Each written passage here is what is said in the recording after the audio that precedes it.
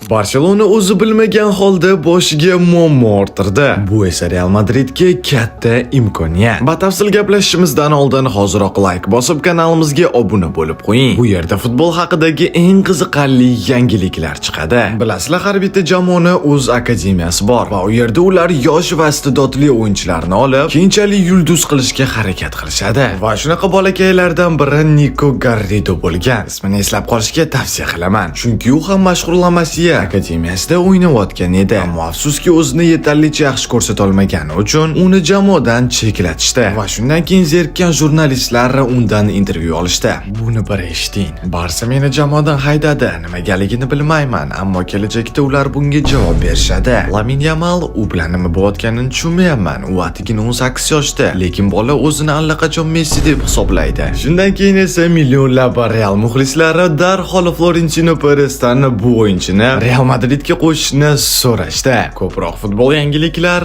istoriyamizda.